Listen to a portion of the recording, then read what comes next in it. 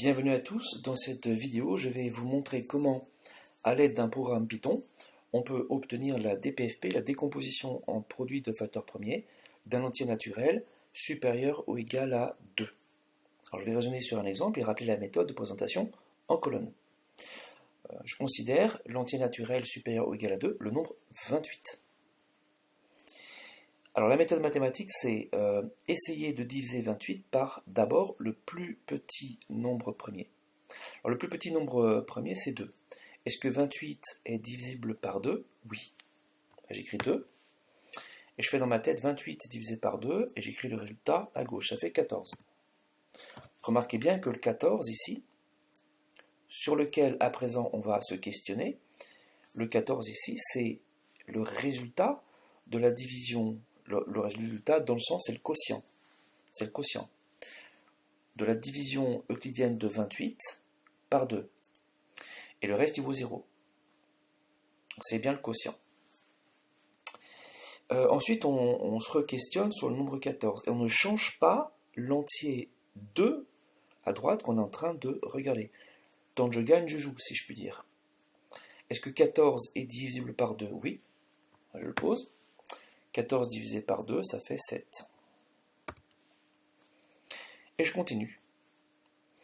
On se questionne, donc on va se questionner sur le nombre 7. Encore une fois, remarquons bien que le nombre 7, c'est le quotient de la division euclidienne de 14 par 2. Et on sait que le reste, il vaut 0, puisque 14 est effectivement divisible par 2. Donc 7, c'est bien bêtement le quotient de cette division de 14 par 2. Maintenant, on se pose la question, on va se questionner sur le nombre 7, est-ce que le nombre 7 est divisible par 2? Non. Donc on teste le nombre premier suivant, qui est 3. Est-ce que 7 est divisible par 3? Non. Donc on teste, ça c'est la méthode mathématique, on teste le nombre premier suivant. Le nombre premier suivant 3, c'est 5.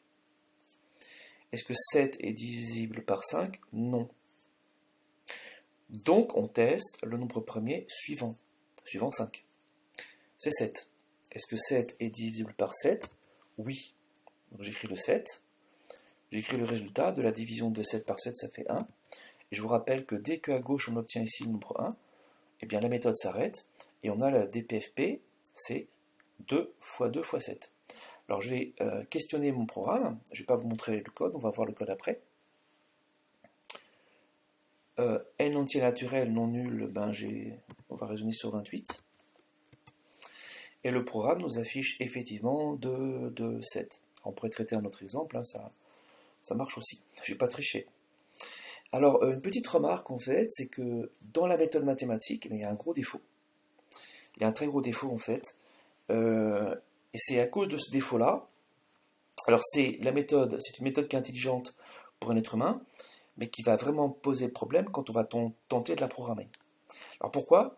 Parce que quand on applique ici la méthode mathématique, c'est pour ça que j'ai pris vraiment la peine de la rappeler, cette méthode mathématique, on est censé connaître le plus petit nombre premier, c'est 2, ça c'est facile, et puis ensuite on est censé connaître la liste des nombres premiers suivants. On est censé savoir dans la méthode mathématique que le nombre premier qui suit 2 c'est 3, le nombre premier qui suit 3 c'est 5, le nombre premier qui suit 5 c'est 7, le nombre premier qui suit 7 c'est 11, etc., etc., etc. Si on avait eu un nombre de départ plus grand que 28, eh bien on aurait dû connaître la liste des premiers nombres premiers, et puis je ne sais pas jusqu'à où. Et ça c'est un vrai problème. Parce qu'on ne connaît pas, en fait, en mathématiques, la liste des nombres premiers. C'est une liste infinie. Hein. On peut démontrer par un petit raisonnement, c'est présent sur mon PDF, si vous cherchez bien. On peut démontrer par un raisonnement, c'est pas un raisonnement qui est compliqué, qu'il y a une infinité de nombres premiers. Donc la liste des nombres premiers, elle est infinie. Et pour notre malheur, eh bien, il n'y a pas de logique simple qui permette, connaissant un nombre premier, de connaître le nombre premier suivant. Donc la méthode mathématique, elle a un gros défaut, c'est qu'elle est applicable, cette méthode mathématique pure, Uniquement si on a une connaissance réelle sur le début, mais le début entre guillemets, c'est-à-dire jusqu'où est-ce qu'il faut connaître, hein, sur le début de la liste des nombres premiers. Alors c'est pour ça que souvent on vous demande d'apprendre par cœur les 25 nombres premiers inférieurs à 100, parce qu'au moins ça pourra être très utile, on va pouvoir se débrouiller dans énormément d'exemples si on connaît cette liste-là. Mais pas dans tous les exemples. Il suffit simplement que le nombre de départ soit très gros et très compliqué, et on aura besoin à un moment de connaître les nombres premiers au-delà du nombre 100. Donc la méthode mathématique pure, elle a vraiment un très gros défaut. Par contre, j'attire votre attention que on peut procéder de manière légèrement stupide, mathématiquement parlant ici, donc je vais reprendre cet exemple-là, et obtenir exactement les nombres 2 de 7, mais par un raisonnement un petit peu différent. Alors comment est-ce que je vais procéder? Je regarde le nombre 28 et je tente la division par le premier nombre premier, j'ai appris par cœur, c'était le nombre 2. Donc là, il n'y a pas de différence entre les deux méthodes. Est-ce que 28 est divisible par 2? Oui, donc je le fais, ça me donne 14, donc le quotient est égal à 14. Je ne change pas le nombre que je suis en train de regarder, et je me pose la question, est-ce que 14 est divisible par 2? Oui, pour l'instant, il n'y a pas de différence entre les méthodes pour l'instant. Donc je l'effectue, ça me donne 7, et ensuite, mathématiquement parlant, on regardait le nombre premier suivant 2, mais dans la méthode informatique, c'est pas ce qu'on va faire. On va regarder le nombre entier suivant 2, qui ne sera pas forcément un nombre premier. Ici, en l'occurrence, c'est 3. Est-ce que 7 est divisible par 3? Non. Méthode informatique, je regarde le nombre entier, pas le nombre premier, hein. Le nombre entier suivant 3, c'est 4. Est-ce que 7 est divisible par 4? Non. Etc., etc. Et en fait, il ne faut pas que ça vous fasse peur, le fait que d'un point de vue informatique, on va examiner la possibilité d'une division euclidienne par les nombres entiers les uns après les autres, et non pas par des nombres premiers les uns après les autres, mais des nombres entiers successifs. Pourquoi? Parce que quand j'examine par exemple l'éventuelle divisibilité de 7 par 4, un être humain ne va pas le faire. Parce que si 7 était divisible par 4, la tentative de division de 7 par 2 n'aurait pas été un échec. Donc on s'en serait rendu compte quelque part précédemment. Et donc, il n'y a pas de risque d'avoir une espèce de répétition pour rien d'un nombre 4 qui n'est pas un nombre premier. Enfin, l'apparition, d'un nombre 4 dans la colonne de droite qui n'est pas un nombre premier. Dans la méthode informatique, on testerait le nombre 4. Par contre, il n'y a pas de risque, il n'y a aucun risque que ça marche. Parce que comme on a testé, tant que je gagne la division par 2, tant que je gagne, bien dès que c'est un échec, la division par 4, ou par 6, ou par 8, ou par 12, par tous les multiples de 2, amènera un échec, de toute façon. Donc si bien que, si vous raisonnez un petit peu, si vous affinez un petit peu ce raisonnement, vous verrez que par la méthode informatique, on va tester la divisibilité des différents nombres de gauche par des entiers successifs, pas par des nombres premiers successifs, mais par des entiers successifs. Eh bien, cette méthode informatique n'apportera à aucun moment dans la colonne de droite un nombre qui n'est pas un nombre premier. C'est pas possible. Donc, la méthode informatique, elle va avoir un très gros avantage, c'est qu'elle va ne pas faire intervenir la liste mal connue, la liste entière inconnue, et le début de la liste mal connue des nombres premiers. Elle ne fera pas intervenir cette liste-là. Elle aura simplement besoin de savoir, la méthode informatique, que la première tentative de divisibilité que tu feras, c'est par le nombre 2.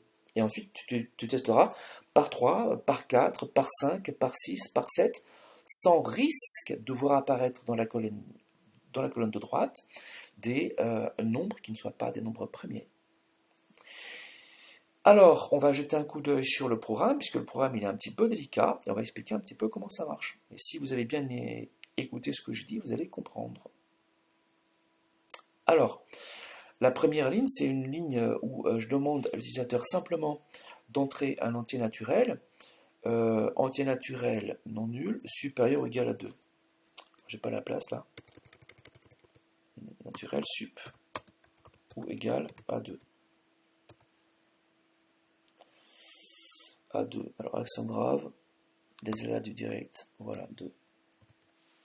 Donc j'ai légèrement modifié la ligne de code habituelle, hein, pour que ça colle avec notre méthode.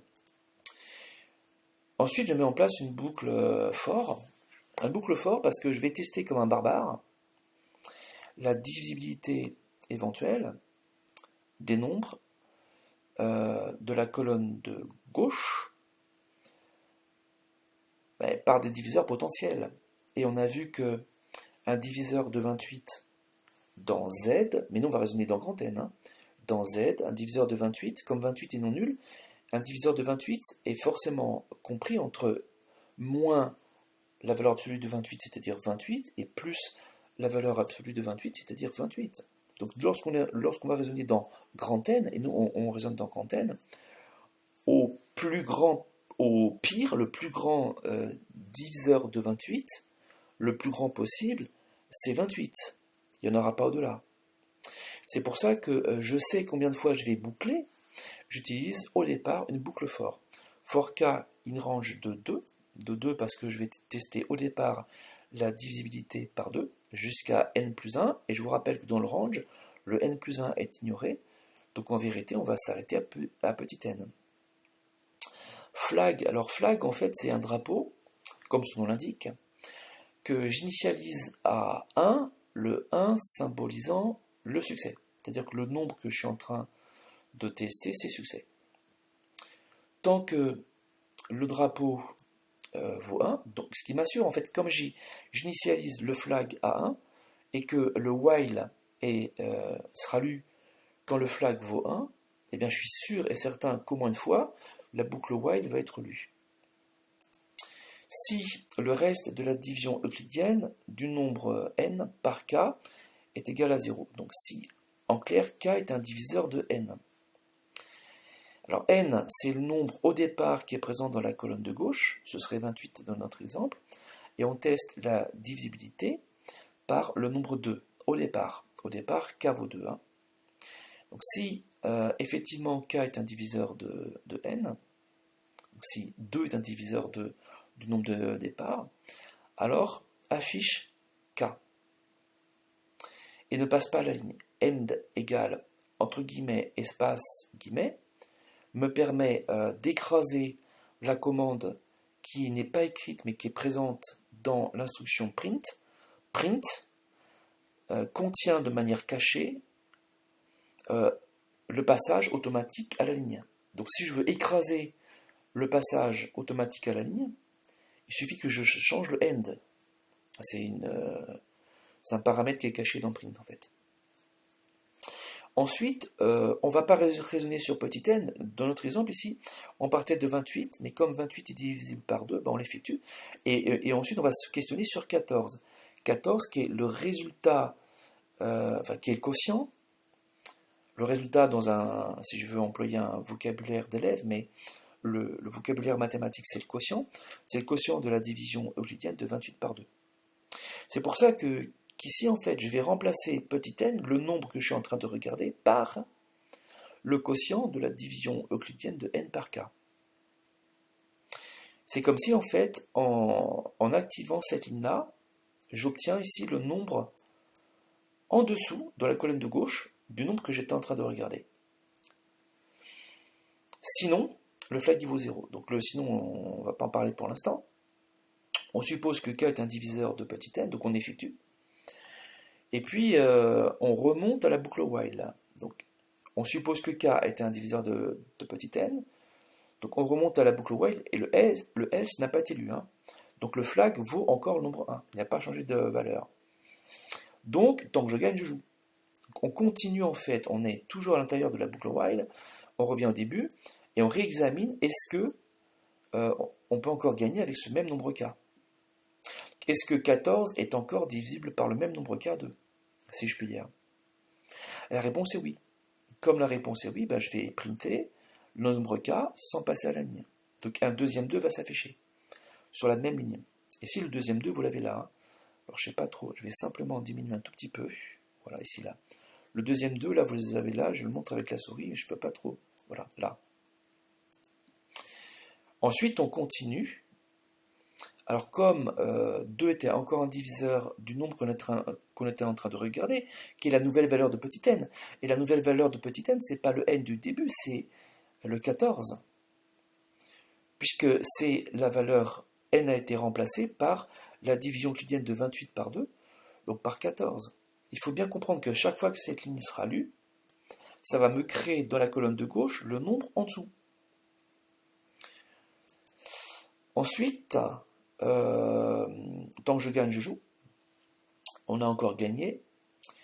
Tant que le flag vaut 1, oui, if n divisé par k fonctionne, à un moment on était sur 14, c'est divisible par 2, oui, ça fait 7. Est-ce que 7? Donc on a acté, on a posé la division ici, là, euclidienne de 14 par 2, et ça fait 7. Donc là, j'en suis là. Donc actuellement, lors de la lecture actuelle de la boucle while, le petit n vaut 7. If, si 7 est divisible par 2, c'est un échec. Donc le if, la condition du if n'étant pas remplie, on va sauter tout ce passage-là et on va lire le else. Le else qui donne à flag la valeur 0. Donc ça, je reviens au début de la boucle while, là, if flag vaut 1, c'est plus le cas. Comme c'est plus le cas, toute la partie while est ignorée, toute cette séquence-là. Et Python va lire l'instruction suivante dans la même colonne que le WI de while, c'est-à-dire k égale k plus 1, ce qui va augmenter. Alors c'est là que c'est un petit peu troublant, parce que c'est là que c'est la méthode informatique. Parce qu'en vérité, on devrait, pour l'instant, k valait 2, et on devrait, mathématiquement parlant, tester le nombre premier suivant. Mais nous, on s'en fiche. D'un point de vue informatique, on va tester l'entier suivant. 2, 3. Et on va re-rentrer dans la boucle. Alors, k égale k plus 1, ce qui va augmenter k de l'entier 1. Donc k va augmenter de 1, tout bêtement. Et on va tester par cette méthode, bêtement, si j'ose dire, d'un point de vue informatique, des divisions euclidiennes par 2, puis par 3, c'est un nombre premier encore, on a du bol, puis par 4, ce que ferait pas un être humain. Mais de toute façon, je vous rappelle que par la méthode informatique, lorsqu'on va tester la division par 4, ça ne marchera pas. Donc ça ne nous fera pas apparaître dans la colonne de droite le nombre 4 qui n'est pas un nombre premier, parce que on a testé, tant qu'on a pu, la divisibilité par 2. Tant qu'on a pu, plusieurs fois, et tant qu'on gagnait, on a continué à jouer. Donc c'est pas possible que par 4, on obtienne un nombre à gauche qui soit divisible par 4. Mais d'un point de vue informatique, on va tester ça, et ça ne marchera pas. Ensuite par 5. Ensuite par 6. Et un être humain ne testerait pas la divisibilité par 6, parce que 6 n'est pas un nombre premier. Mais d'un point de vue informatique, on va le faire. Parce que d'un point de vue informatique, on ne connaît pas la liste des nombres premiers. On peut apprendre par cœur la liste des nombres premiers inférieurs à 100, mais pas la liste infinie des nombres premiers. Donc le gros avantage de la méthode ici, de cette méthode informatique, qui est un petit peu troublante, c'est qu'elle n'a pas besoin, et c'est le très gros avantage, de connaître les nombres premiers. Elle a simplement besoin de savoir que on va commencer à tester des divisibilités par le nombre 2. C'est tout. Donc c'est la force de cette méthode-là. Alors pour le plaisir, on va la faire tourner une deuxième fois. C'est juste pour s'amuser. Voilà. Par exemple, donc n entier naturel supérieur ou égal à 2. Je vais rentrer 4590, donc un truc un petit peu violent. Et là, vous voyez, vous avez la DPFP 2, 3, 3, 3, 5, 17. Et vous pourrez vérifier, donc à partir de cette liste, on peut reconstruire l'écriture habituelle qui va être 2 fois 3 exposant 3 fois 5 fois 17. Voilà, j'espère que cette vidéo vous aura été utile et je vous dis à très bientôt.